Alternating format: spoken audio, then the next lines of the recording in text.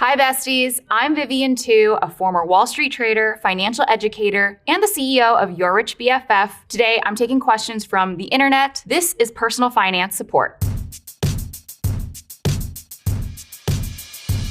User Chocolate Rain comments, "It's very odd how these companies are almost begging customers to split payments / buy in for, etc. Something is off." I hear you. Buy in for, afterpay, like the Klarna conversation of it all started from a good place. The background is these companies were utilized often to provide credit to underbanked communities. So people who couldn't necessarily get credit in the traditional way, they couldn't necessarily get credit cards or loans from banks. People could use these programs to purchase major things like refrigerators, appliances, a new laptop for work tools. It started as a way to potentially help people. But obviously, capitalism sunk her teeth into it. And now all of a sudden, companies are saying, hey, you can split your burrito into 4 easy payments of $4. Yes, burritos do now cost $16. If you can use them correctly, you're okay, but you miss one payment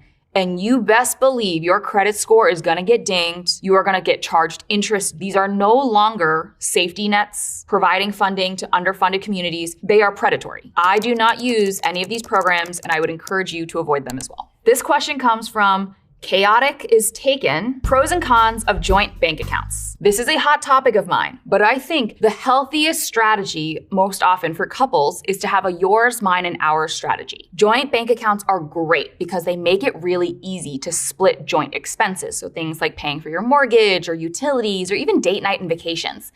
But a joint bank account also opens yourself up to a lot of risk. I actually know a couple that had a joint bank account, and one of the partners, developed a pretty bad sports betting addiction and drained that entire bank account. But because he was a joint owner on the account, there was nothing that my friend could really do about it. So if you're opening up a joint bank account with someone, you have to make sure that you really, really trust them. They are financially literate and responsible. And I still encourage even great couples and great relationships to still have their own money, because we all need to have access to rainy day funds. And I just think that it's so important, especially for women, to make sure that they have the money to leave a bad situation in case things go south. User Patricia Honda is tired. She says, "What the hell is loud budgeting now? Y'all just be making stuff up. I'm tired." It's safe to say that a lot of people are feeling the burn in their wallets. Everything feels a little bit tighter, from necessities, but also to just like going out with friends. And loud budgeting is very simply when you are transparent about your own money goals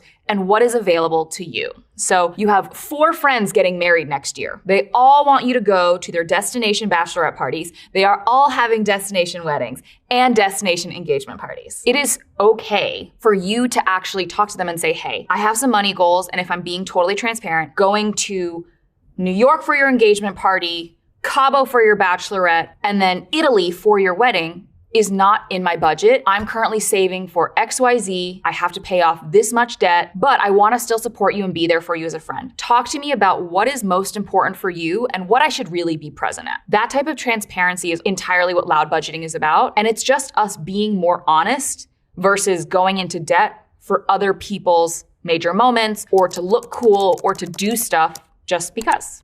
Finarius asks, how do you balance saving for the future versus enjoying life now? You have to build the infrastructure so you take all of the decision making out of your day to day. So when you sign up for your first job, they have you give them a checking account of where you want your paycheck deposited. But did you know you can actually say, hey, I want 75% of my paycheck routed here. I want 10% here and another 15% here. This helps you really figure out what goes to taking care of future you and what you get to enjoy today. Seeking Wealth _ says, people really think skipping out on their daily $5 coffee will help them become a millionaire. I am kind of torn on this one. I agree. A $5 coffee every day for a whole entire year works out to be roughly a little less than $2,000. That's certainly not getting you to millionaire status in the course of a year. However, the behavior of dollar dribbling oftentimes can lead you to become less wealthy over the course of your lifetime. So what does that mean? If every day you buy that $5 coffee with intention and it brings you so much joy and it is the only thing powering you to get to work, go get it. But Are you also buying a croissant with that? And then are you also spending $15 on a salad for lunch? And oh, by the way, I didn't really feel like taking public transportation home tonight, so I took a ride share. When you do these little things that add up over time, it can lead to less money in your pocket and less money, more importantly, in your investments over the course of your lifetime. When you are just spending mindlessly, it's not really adding to your life, you will actually end up spending a lot of your money and then looking back and feeling like you have nothing to show for it. So what I say is, if you are going to make little purchases, buy yourself a little treat, do it with intention, do it with meaning. But in situations where you don't need to be spending certain amounts of money, you might be better off allocating that dollar into an investment account for yourself. That money doesn't go away, it just gets to take care of future you.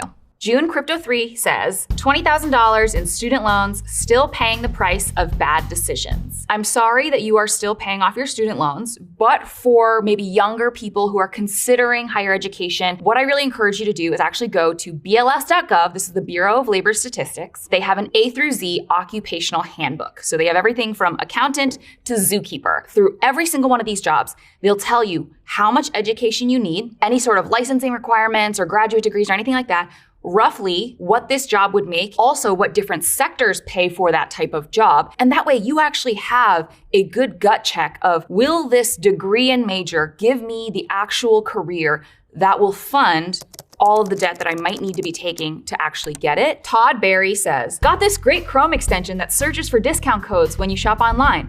It only takes an extra minute and it never ever finds a discount. Those Chrome extensions, more often than not, they won't really find you anything. But what I do think is real is going through an affiliate website. So things like a Rakuten, before you are going to buy something, they have a relationship with a lot of vendors where they're like, hey, if you drive us traffic, we will give you 10% of each order. And then they turn around and say, we'll give you 5% cash back if you route your order through us. Essentially, you get to split that commission with them. So before I go shopping anywhere, I head to a site like Rakuten. I make sure that I see what sort of cashback I'm able to get. And then I use a rewards credit card so I can get cashback again, or maybe even travel miles. My money culture asks, what should I do first?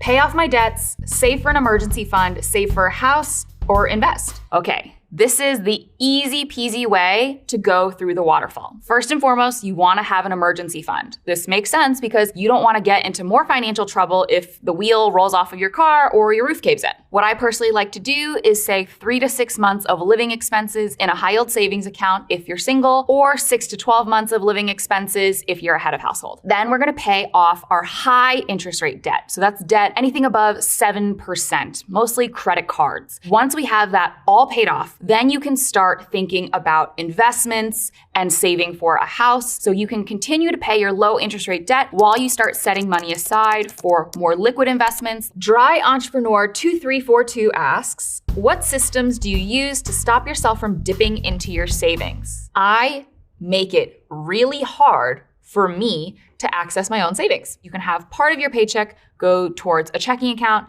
and then part of your paycheck go towards a saving account. So you can say 90% goes to checking, 10% goes towards savings. Then make it some random password into the bank that holds your high yield savings account. Make it hard for yourself to get in. Make it so that you have to click forgot password and go to your email and get a special code and log in again. Because when you put enough barriers in between you and spending from your savings account, you don't feel like you have the right to dig into it. Okay, a Quora user asked, how can learning to negotiate effectively increase your overall wealth? Let me tell you one thing. Rich people love to negotiate everything. I'm talking medical bills. Fun fact, did you know 80% of those have errors in them? They go and they actually negotiate and say, hey, I didn't get these treatments done. Can I get a discount here? And they're getting them. On top of that, things that you get subscriptions for. So your Wi-Fi, your cell phone bill, all of that. You can negotiate it, especially if you have multiple competitors in the area. They want to keep your business and they are willing to offer you a discount or maybe a locked in lower rate for a period of time. You should be negotiating for a raise every single year, and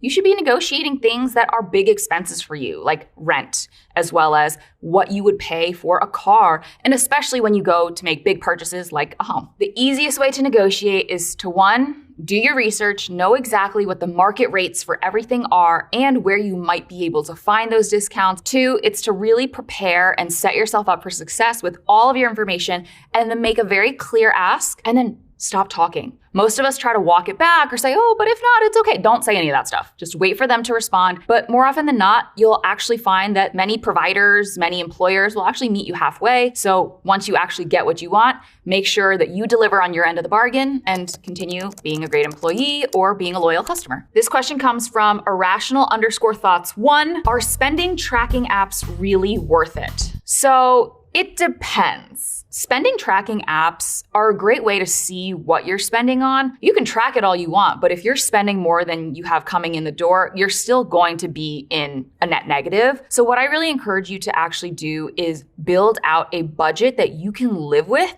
and not be so tight on every single expense, but have categories. My favorite strategy is the 50-30-20 method. 50% of your after-tax take-home pay goes to needs, so things like your basic housing and transportation and groceries. 30% of your after-tax take-home pay goes to wants, so that's like getting drinks with your friends or going out to eat or going to a concert. And 20% goes to taking care of future you. I'm talking debt pay down and investing.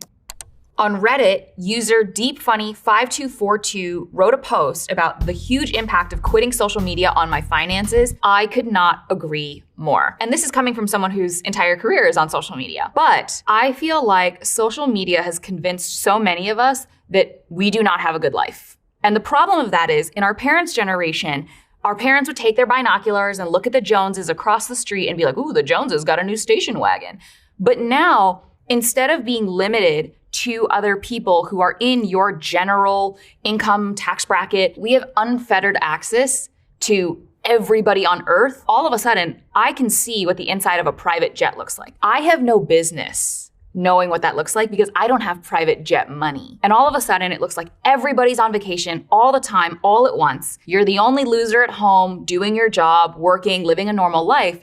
But in fact, that's quite the opposite of true. I really encourage everyone to think about the incentives. If somebody is really hardcore promoting something, is it because they make an affiliate commission when you buy one? Cult following items, maybe you don't need those things to be happy. Someone is just trying to sell them to you. Decent Age 1707 asks, how many different pots/accounts do you put money into for saving? I have a big pot that is my emergency fund. I have a vacation fund. I had a home down payment fund. I bought the house. We have a family planning fund. In many cases, when you have your money at a high yield savings account, you're actually able to divvy up where your actual cash is earmarked without having to open a bunch of other accounts. And what I like to do is I actually label the names, including a dollar amount. So say emergency fund, $10,000. And that way, if I see the dollar value slip below that amount, I can then top that account up because I know it needs a little bit more money. Dependent Tap 8999 asks, how much do you trust generic AI like ChatGPT for financial advice? Point blank, not at all. Not only are these generic AI platforms not registered investment advisors with the SEC, but ChatGPT in particular recently just came out and said that they are no longer answering medical, financial, or legal questions, and my guess is it's because they ran out of arbitration budget. Listen, I think AI is truly going to be such a big help in the personal finance space, and that is why I built my own startup called Ask Dolly. You can check it out at askdolly.com. We are a registered investment advisor with the SEC. You can get on-demand personal finance knowledge 24/7, and then if you do ask an incredibly niche personal question, we connect you with a live human certified financial planner to make sure that you can get the financial advice you deserve, not just some generic AI slop. Sam RC 1987 says, I'm just a guy heavily banking on his Pokemon cards, Pogs, and Beanie Babies to provide his only shot at retirement. What I encourage people to think about when it comes to things like art or collectibles or even wine, your item is only worth what someone is willing to pay for it. Do they have value as assets?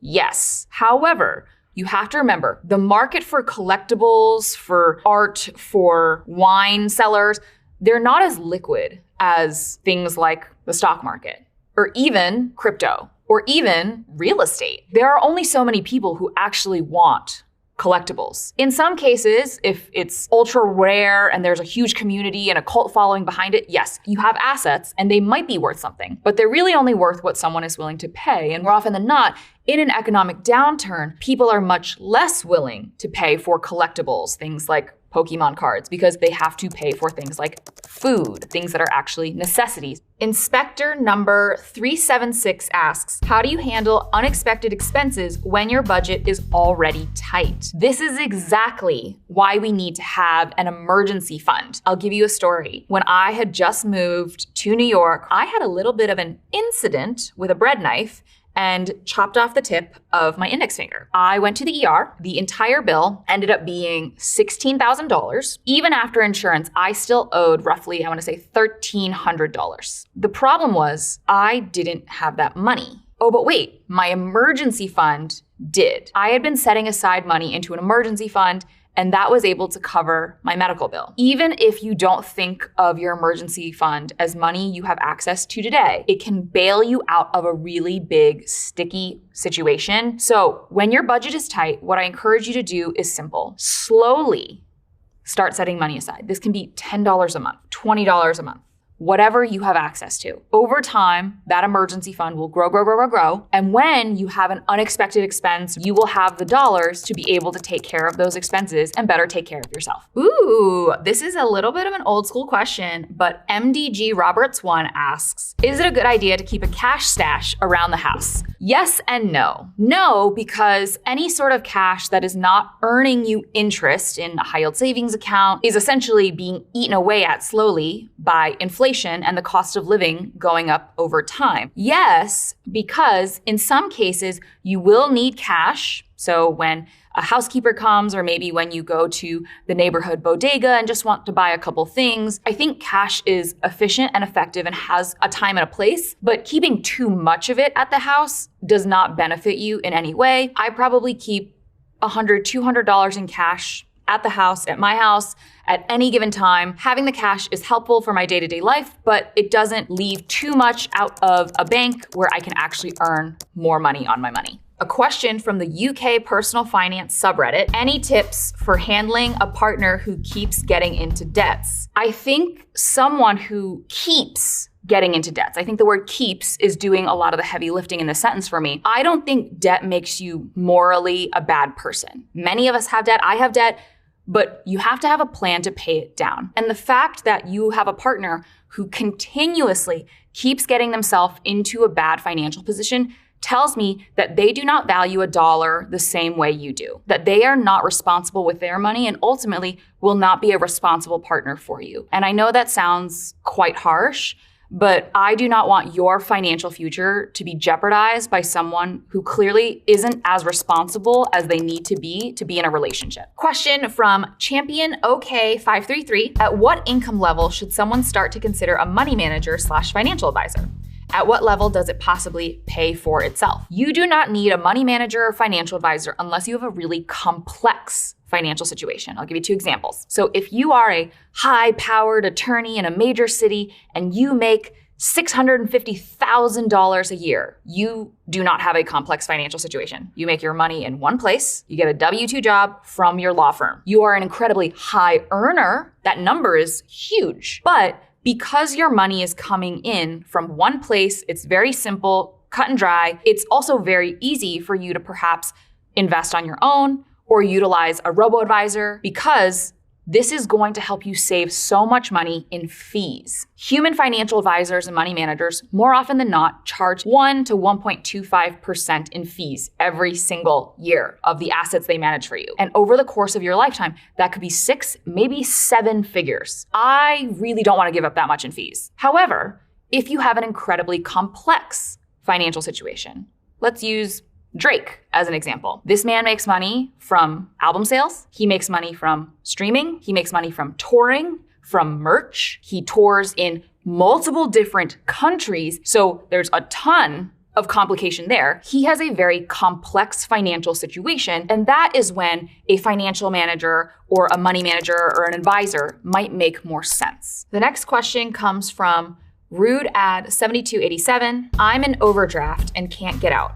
I would appreciate any advice. Simply put, it sounds like there is a discrepancy between income and outflow. Unfortunately, that really does mean you need to increase the amount of dollars coming in the door. So that means either getting a temporary side hustle, getting a higher paying job. It means perhaps even working with a family member to help put you in a position where you are able to have the cash to pay certain things down. Once you have more income coming in the door, it's also about tackling perhaps the existing debt problem you may have or the spending problem that you may have. If this is coming from a position of you're overspending, I think that's one conversation. You could consider things like credit counseling. You could consider things like debt consolidation. But if it's truly a needs-based problem, so you are in overdraft trying to buy groceries, you are in overdraft trying to pay for basic necessities, this is a very tough situation because I'm not gonna sit here and try and pretend like you can budget your way out of poverty. You can't budget your way out of a paycheck to paycheck lifestyle. You actually just need to make more money. Regardless of where you live or where you are struggling, there are so many local resources that might be able to help you,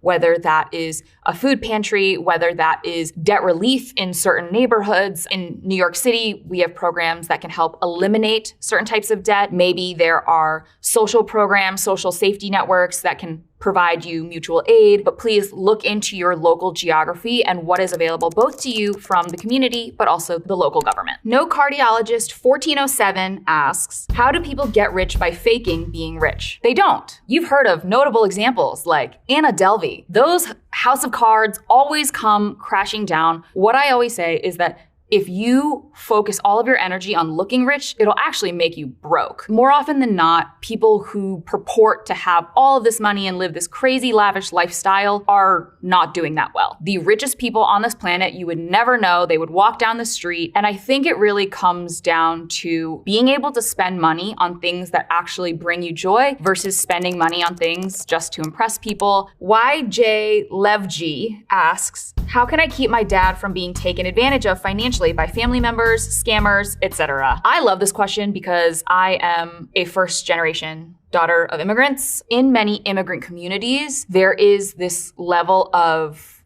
obligation to support family members. But if you don't set healthy boundaries, they are going to take from you until you have nothing left versus you being able to lift them up. What I encourage you to do with your dad for family is to not only maybe provide money and support in that way, but also provide support through the form of education, resources, and helping them help themselves. As for scammers, this is a more older generation, younger generation conversation. I actually forced my parents to walk me through any sort of major financial decisions they're making because my parents were victim of a phishing scam. We have to make sure that we are protecting a generation that didn't necessarily grow up as natively on technology as we did. I think it's really important to have those conversations, let them know that they're not in trouble, but you want to help, and setting them up for success so that your parents are more technologically savvy. That'll help prevent them from being scammed. Next question is from Resum. Is buying a home still worth it in 2026? What do you mean by worth it? If I'm being honest, right now it is cheaper to rent than buy in the vast majority of major metropolitan cities.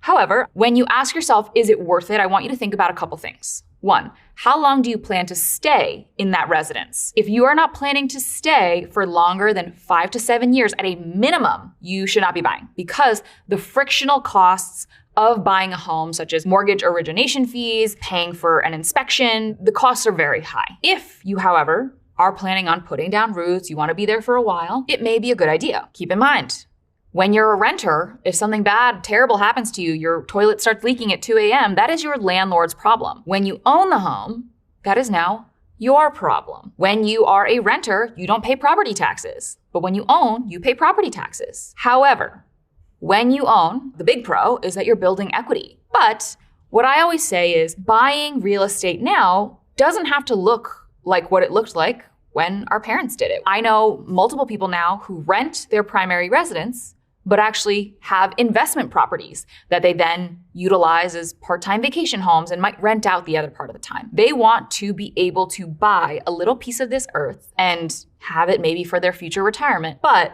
they don't necessarily feel like the geography where their primary residence is located is a good investment market. So I would just say, get creative. Buying a home is not the end all be all. If you buy one, it doesn't make you a winner. Not having one doesn't make you a loser. You gotta make sure you do what actually makes sense for your lifestyle. Dick Moss asks, turning 40 and realizing that I need to start saving for retirement, will I be okay? 1 in 4 people has $0 saved for retirement. So I don't want you to feel alone, and I don't want you to feel embarrassed. Many people do not start saving for retirement until they're later in their life. However, I also have to hit you with the brutal truth, which is you will have to work harder than someone who starts saving for retirement in their 20s. You're going to have to put more dollars away, and you're going to have to be a lot more deliberate with the investments you choose. And it is possible that you may not get to retire at 60. You might have to wait until you're 65, 70, maybe even 75. The honest truth is, money doesn't make people rich, time does. The earlier you start investing, the longer compound interest has to work. It's essentially like a teeny tiny snowball rolling down a mountain. The longer you have, essentially the bigger distance you have from the top of the mountain to the bottom, the more your money can grow. While you are not completely up a creek without a paddle, I would encourage you to not only really prioritize retirement investing, but once you hit age 50, make sure that you are maximizing those catch-up contributions so that you can actually play catch-up for a lot of those dollars that you may not have invested in your 20s and 30s. That's everything for today. I hope you learned something, and thanks for tuning in to Personal Finance Support.